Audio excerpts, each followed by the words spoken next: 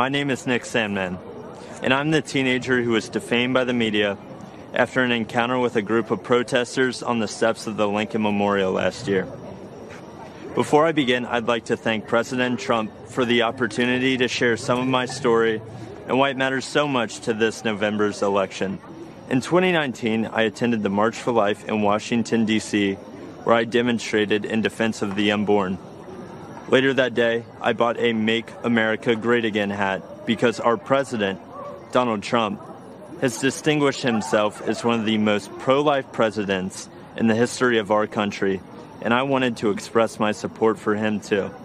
Looking back now, how could I have possibly imagined that the simple act of putting on that red hat would unleash hate from the left and make myself the target of network and cable news networks nationwide?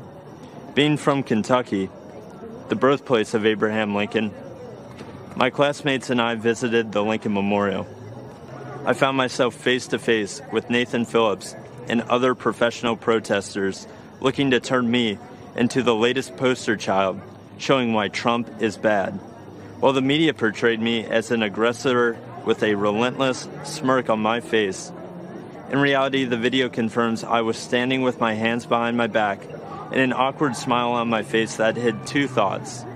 One, don't do anything that might further agitate the man banging a drum in my face. And two, I was trying to follow a family friend's advice, never to do anything to embarrass your family, your school, or your community. Before I knew what was happening, it was over. One of Mr. Phillips' fellow agitators yelled out, "We got him. It's all right here on video. And we won, Grandpa." What I thought was a strange encounter quickly developed into a major news story, complete with video footage. My life changed forever in that one moment.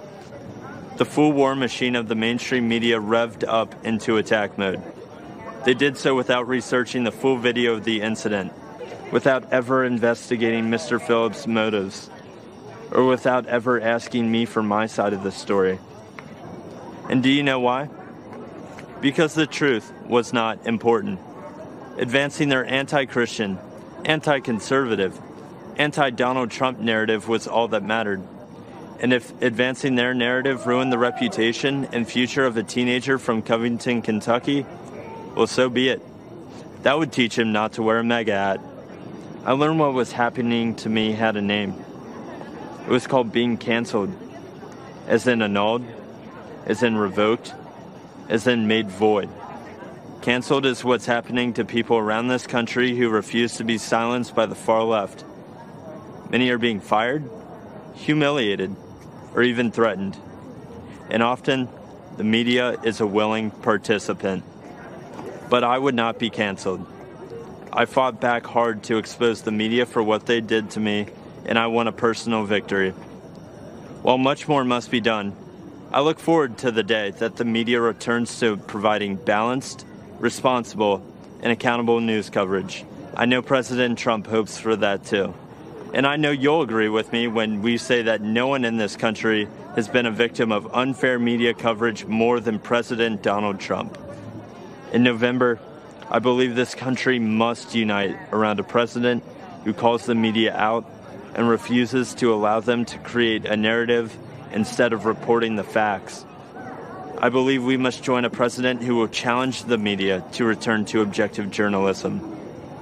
And together, I believe we must all embrace our First Amendment rights and not hide in fear of the media or from the tech companies or from the outrage mob either.